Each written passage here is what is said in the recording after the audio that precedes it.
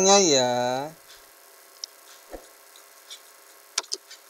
Assalamualaikum warahmatullahi wabarakatuh.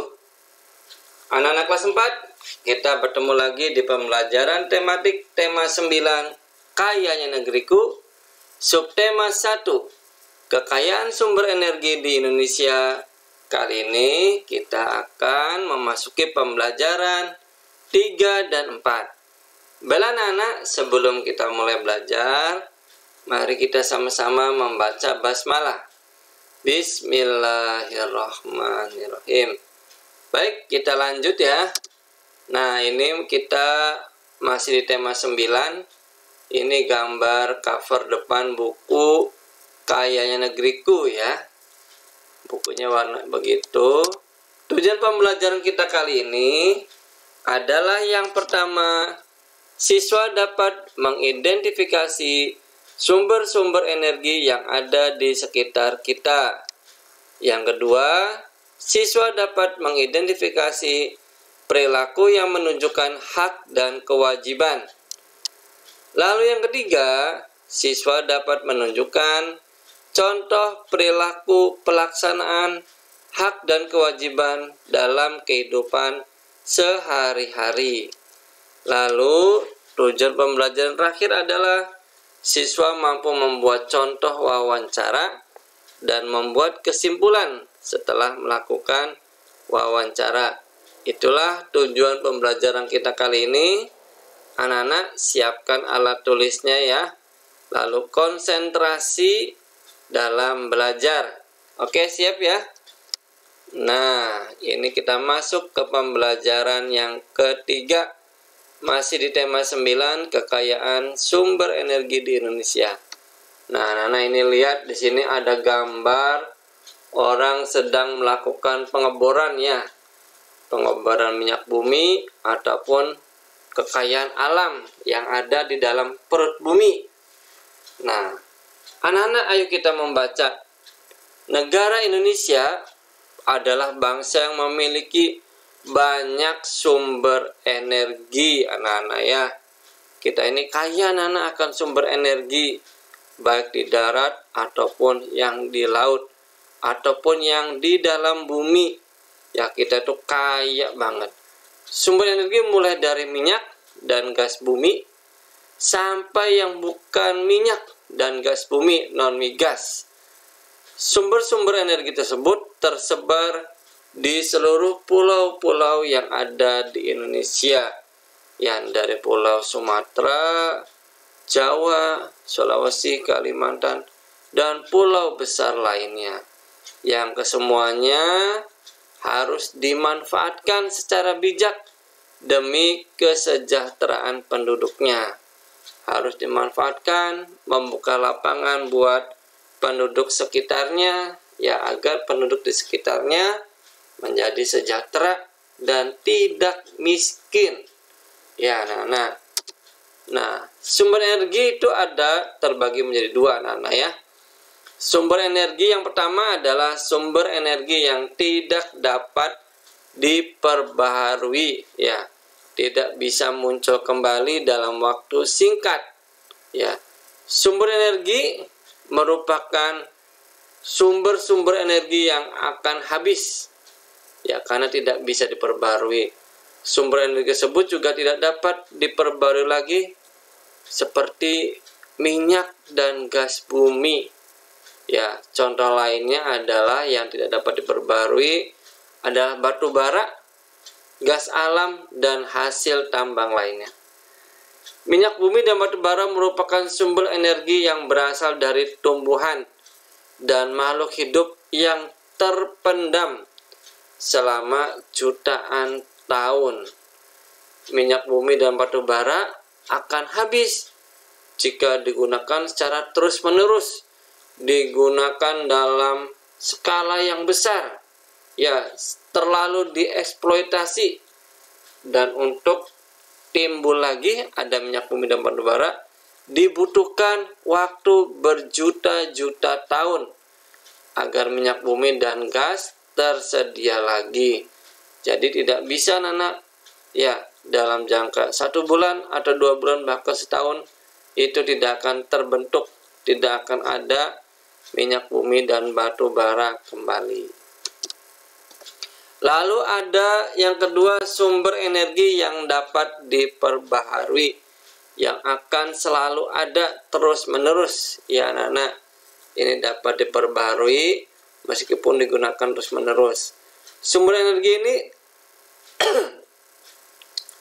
ya dapat digunakan atau diusahakan oleh manusia. Namun kita harus bijak dan hemat dalam menggunakannya. Contoh sumber energi ini adalah air, matahari, hewan, dan tumbuhan. Matahari merupakan sumber energi yang terbesar bagi bumi. Energi matahari tidak akan pernah habis digunakan. Energi matahari bermanfaat bagi seluruh alam, terutama makhluk hidup. Makhluk hidup yaitu baik manusia, hewan, ataupun tumbuhan. Bayangkan anak-anak, jika tidak ada sinar matahari, tentunya makhluk hidup ini akan merasa kesulitan untuk melangsungkan kehidupannya. Nah, ini sumber energi yang dapat diperbarui merupakan sumber energi yang tidak akan habis walaupun digunakan secara terus-menerus. Contohnya angin. Nah, angin ini anak-anak digunakan secara terus-menerus, lalu untuk memutar kincir angin, lalu menghasilkan sumber energi listrik. Lalu matahari anak-anak. Nah, matahari ini diterima oleh alat ini anak-anak, diterima alat ini, ya diserap, lalu dapat juga menghasilkan energi listrik. Lalu pasang surut air laut, ini juga tidak akan habis jika kita gunakan terus-menerus. Panas bumi, nah seperti ini anak-anak, panas bumi, keluar asapnya. Bapak pernah melihat di daerah Dieng ya, panas bumi itu tidak akan pernah habis walaupun dipakai secara terus-menerus. Lalu ada biofuel, yaitu tanaman yang bisa dipakai untuk bahan bakar. Lalu ada air terjun atau air bendungan.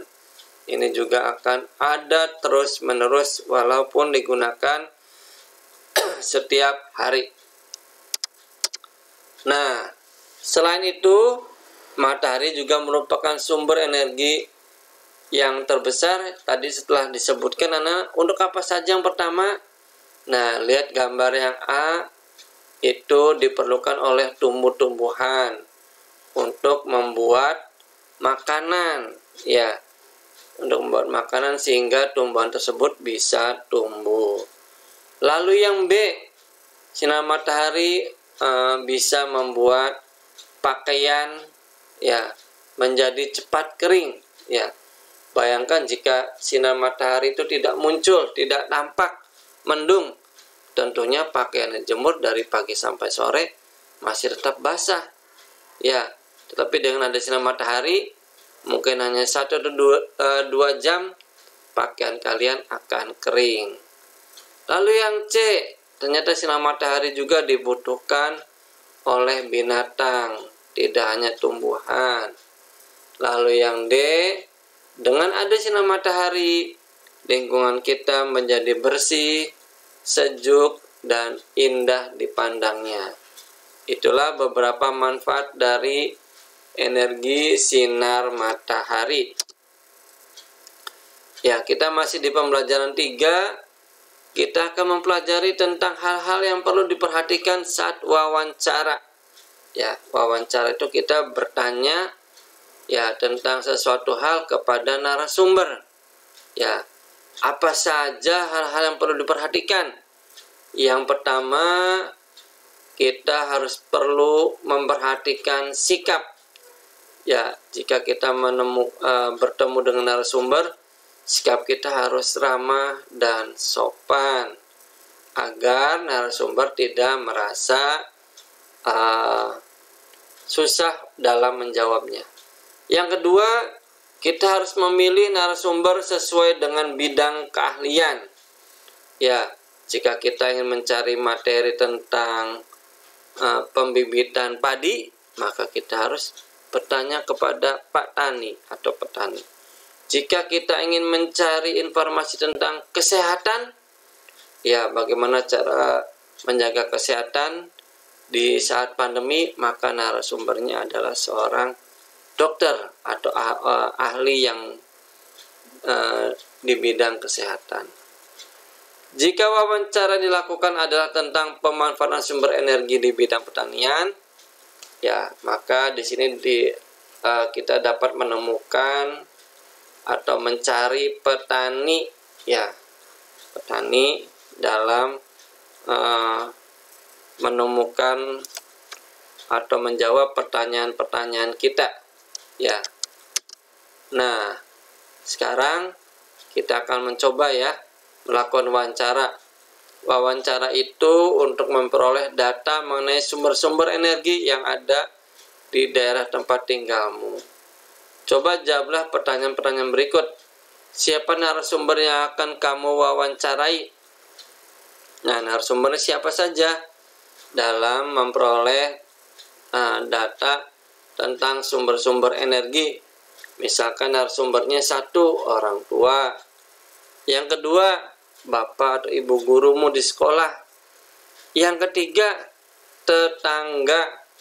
Ya, ataupun kalau ada yang keempat, silakan kalian cari narasumber yang mempunyai kompetensi dalam hal-hal yang akan kamu tanyakan. Nah, lalu yang kedua, kalian menyiapkan beberapa pertanyaan. Ya, harus menyiapkan beberapa pertanyaan. Di antara yang pertama, memberikan salam dulu, lalu perkenalan. Ya, perkenalan, siapa nama bapak atau ibu. Lalu pertanyaan apa lagi yang ingin kalian tanyakan? Hewan apa saja yang masih dapat dijumpai di lingkungan sekitar bapak ibu. Nah, silakan kalian mencari data ya dengan cara membuat daftar pertanyaan. Ya. Jadi kalian akan menemukan data-data setelah kalian membuat daftar pertanyaan. Nah, setelah daftar pertanyaan itu selesai, maka kalian harus membuat kesimpulan, ya, kesimpulan dari wawancara tersebut. Baik, kali ini kita akan melakukan evaluasi pembelajaran yang ketiga. Siapkan alat tulisnya. Soal yang pertama adalah tuliskan 3 jenis sumber daya alam yang tidak dapat diperbaharui. Apa saja?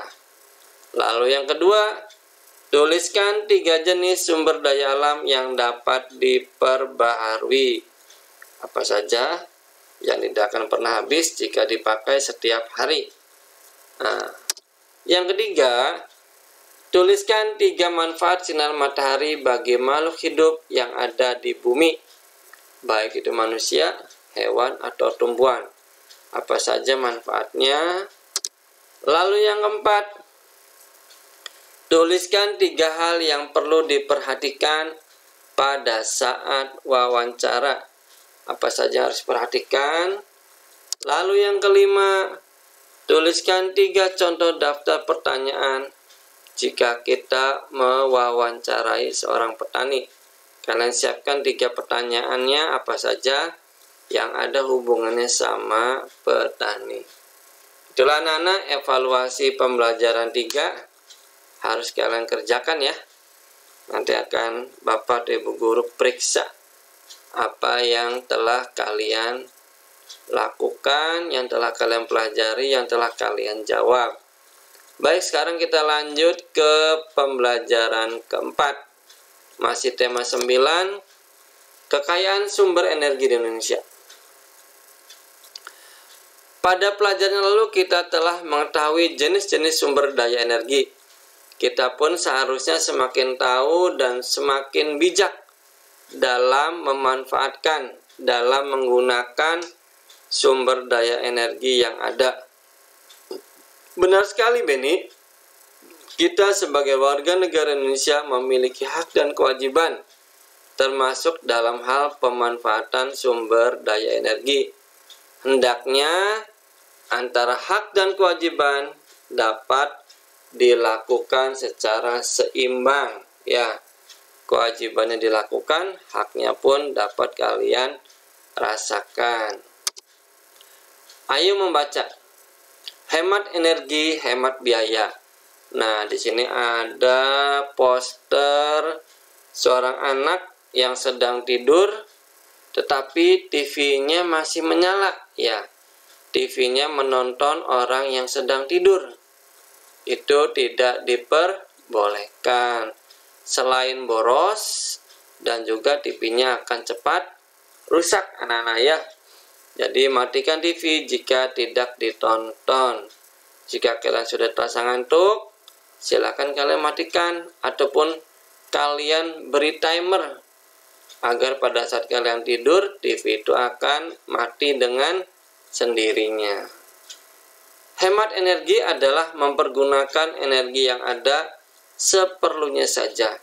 Ya, kalian lihat TV seperlunya saja, tidak juga melihat TV dari pagi sampai sore, anak-anak ya. Energi yang kita gunakan tidak dapat diperbaharui energi listrik itu. Oleh karena itu, kita harus mempergunakannya sehemat mungkin. Apabila kita hemat menggunakan energi, kita pun akan menghemat biaya. Tentunya nanti beban biaya yang dibayarkan setelah 1 bulan tidak terlalu besar. Ataupun kalau kalian membeli token, rumahnya pakai token, tokennya juga tidak akan cepat habis. Ya.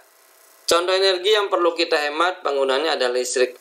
Listrik merupakan energi yang tidak dapat dilihat, namun dapat kita rasakan manfaatnya. Listrik sangat berpengaruh terhadap kehidupan manusia. Pada saat ini, listrik sangat berperan dalam membantu berbagai aktivitas atau kegiatan manusia sehari-hari. Banyak sekali anak-anak peralatan rumah tangga ya atau elektronik yang menggunakan listrik, bahkan hampir seluruhnya menggunakan energi listrik. Nah, untuk mendapatkan listrik, manusia harus bersusah payah membuat berbagai macam pembangkit listrik. Di sini ada contoh beberapa pembangkit listrik anak-anak. Yang pertama adalah pembangkit listrik tenaga air, PLTA. P-nya itu pembangkit, L-nya listrik, T-nya tenaga, A-nya air. Lalu ada pembangkit listrik tenaga surya. Tenaga surya itu tenaga matahari anak-anak ya. Lalu ada pembangkit listrik tenaga uap. Ya, kita pembangkitnya memakai uap. Ada juga pembangkit listrik tenaga nuklir. Ya, yang ada di beberapa negara maju ya anak-anak. Setiap pembangkit listrik ini memerlukan biaya yang sangat besar dalam pembangunannya. Oleh karena itu, kita harus menghemat dalam menggunakan listrik. Ya. Oleh karena itu, bagaimana cara menghemat energi listrik? Yang pertama, tidak menyalakan lampu di siang hari. Cukup menggunakan cahaya matahari ya untuk menerangi kegiatan kalian di dalam rumah. Lalu yang kedua, menyalakan lampu hanya jika diperlukan saja. Lampu dinyalakan maksimal 10 jam setiap hari. 10 jam setiap hari. Jika anak-anak menyalakannya maghrib jam 6, maka jam 4 seharusnya sudah bisa dipadamkan. Atau jam 5:30 ya, setelah sudah terang ya oleh sinar matahari. Lalu yang keempat, mematikan peralatan elektronik jika tidak digunakan. Dan yang terakhir, menggunakan listrik seoptimal mungkin. Ya, seperlunya saja. Itulah beberapa cara untuk menghemat listrik. Ini juga ada beberapa langkah-langkah untuk menghemat listrik anak-anak ya. Yang berbeda adalah yang nomor 2 ini ya, mematikan komputer, keran air atau sanyo, lampu, dan juga televisi jika sudah tidak digunakan. Apalagi anak-anak yang ketujuhnya berbeda, menggunakan desain rumah dan gedung yang hemat energi, yang banyak menggunakan kaca sehingga energi listrik bisa masuk ke dalam rumah. Gunakan fasilitas kendaraan umum jika bepergian, tidak semuanya menggunakan kendaraan pribadi, motor atau mobil. Coba bayangkan jika semua orang memakai mobil bepergian, tentunya akan macet di jalan. Lakukan sosialisasi tentang pentingnya hemat energi. Biasakan hidup hemat sesuai dengan kebutuhan. Itulah beberapa langkah atau cara dalam penghematan energi. Kewajiban terhadap sumber energi. Nah, apa saja kewajiban setiap orang dalam menghemat sumber energi, anak-anak? Ya, setiap orang memiliki tanggung jawab dan kewajiban besar terhadap lingkungan dan sumber energi. Setiap aktivitas atau kegiatan manusia memiliki pengaruh yang besar terhadap lingkungan. Artinya, apa yang dilakukan manusia akan berpengaruh kepada alam. Jika kita baik terhadap alam, menanam pohon, tentunya alam kita akan terhindar dari bencana banjir dan longsor. Lalu sebaliknya, apabila manusia tidak bisa baik, ya, tidak peduli terhadap alam, tentunya alam pun akan bertindak yang sama, ya, akan terjadi bencana banjir, longsor, dan lainnya. Oleh karena itu, kewajiban manusia adalah menjaga alam dengan baik. Berikut kewajiban manusia dalam menggunakan sumber energi dalam kehidupan sehari-hari. Nah, ya, menghemat energi, memanfaatkan teknologi dan peralatan yang ramah lingkungan, menjaga dan melestarikan alam, melakukan reboisasi atau penanaman hutan kembali untuk menjaga ketersediaan sumber air. Lalu yang kelima, menggunakan energi alternatif seperti angin, air, atau matahari untuk menggantikan energi yang tidak dapat diperbarui. Ya, jika semua kewajiban telah kita tunaikan, sudah sepantasnya lah kita memperoleh hak kita, ya, hak di lingkungan tinggal yang nyaman. Lalu yang kedua, hak memanfaatkan sumber energi. Ya, setiap orang memiliki hak yang sama untuk menggunakan energi agar dapat menunjang kegiatan sehari-hari. Ya, untuk hal-hal tertentu setiap orang pun berhak mengelola energi. Hak mengelola energi diperbolehkan selama tidak melanggar undang-undang dan tidak merugikan orang lain. Jika hak dan kewajiban terhadap sumber energi telah dijalankan dengan baik, manfaat sumber energi pun akan dapat kita rasakan dengan baik pula. Ya, itulah setelah kalian melakukan kewajiban, kalian akan memperoleh haknya. Ya, haknya apa? Dapat merasakan lingkungan kita yang indah dan nyaman dan baik.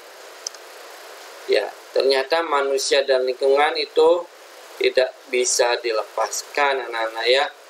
Ayo bacalah bacaan berikut.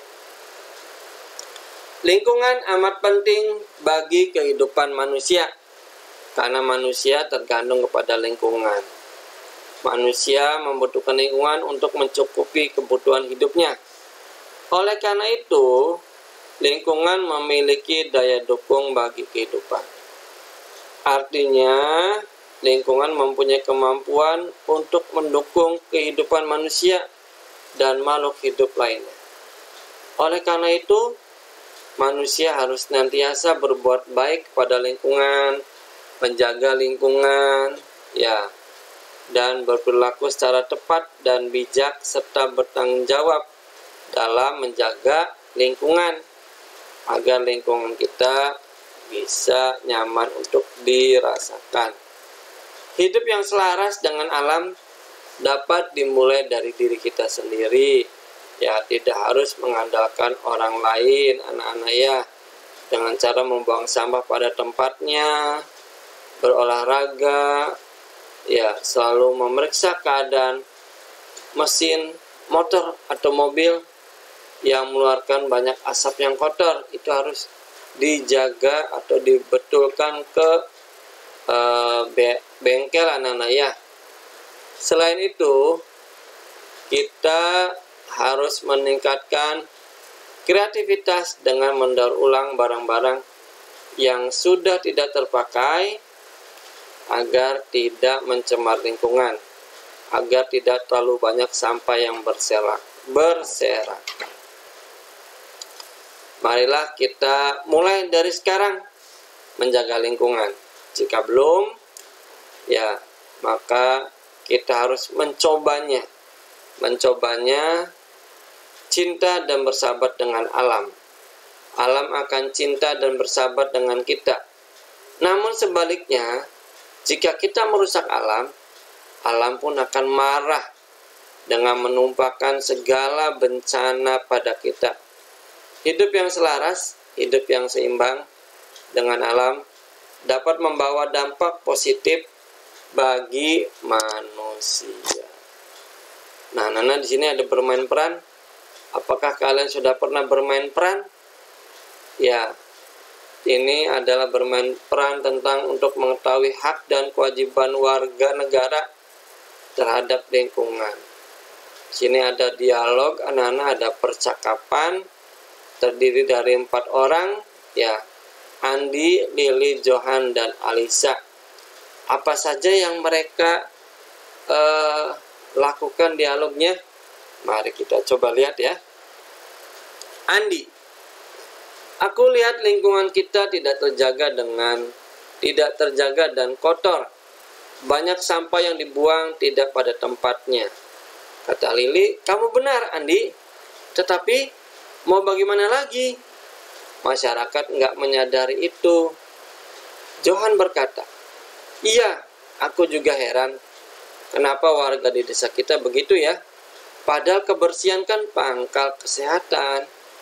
Lalu Alisa menjawab, bagaimana kalau kita sosialisasikan kepada warga tentang pentingnya menjaga kebersihan lingkungan desa kita, supaya desa tercinta kita ini bersih dan sehat.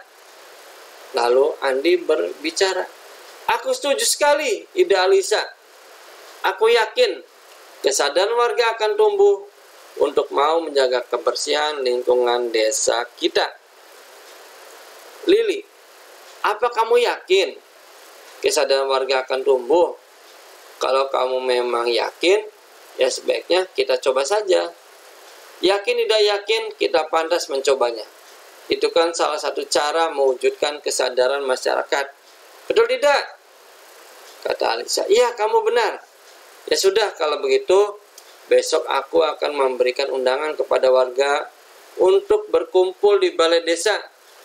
Ya, minggu depan kita akan mensosialisasikan pentingnya menjaga lingkungan bagi masyarakat. Nah, itu anak-anak tadi bermain peran atau berdialog dengan teman. Ya. Lalu di sini ada tugas seorang wartawan. Wartawan adalah orang yang mencari berita ya kepada narasumber. Wartawan merupakan jenis pekerjaan yang bertugas mencari dan menyusun berita untuk dimuat dalam surat kabar, majalah, radio, atau televisi. Tentunya bukan yang gosip anak-anak wartawan ini ya. Itu sesuai apa yang dikatakan narasumber. Sebelum wawancara, apa saja yang dilakukan wartawan? Ternyata membuat agenda pertemuan, membuat daftar pertanyaan sesuai tema yang diangkat, lalu menyiapkan peralatan yang dibutuhkan saat wawancara, misalkan mic, kamera, ataupun handphone. Lalu pada saat wawancara, apa yang dilakukan wartawan? Yaitu memperkenalkan diri, baik dari wartawan atau narasumber, lalu mengajukan beberapa pertanyaan, Ya, bisa 1 sampai dengan 5, bahkan ada yang 10 pertanyaan sesuai dengan tema. Lalu mengajukan pertanyaan dilakukan secara jelas, teratur, dan santun atau sopan. Lalu setelah wawancara, kita mengucapkan salam kepada narasumber. Lalu apakah tugas wartawan? Yaitu membuat simpulan. Ya, tugas wawancara itu membuat simpulan, merangkum informasi yang telah diberikan oleh narasumber dalam bentuk laporan wawancara. Informasi tersebut baik ditulis di kertas ataupun yang direkam dalam aplikasi alat perekam. Ya, Anak membuat simpulan setelah melakukan wawancara. Baik Anak, sekarang kita akan melakukan evaluasi pembelajaran 4. Di sini ada soal. Yang pertama, tuliskan 3 cara dalam menghemat energi listrik di rumah. Bagaimana caranya anak-anak agar listrik kita tidak cepat habis atau tidak terlalu besar dalam membayarnya. Lalu yang kedua, tuliskan 3 contoh pembangkit tenaga listrik. Ya, tadi ada PLT. Nah, terakhirnya apa?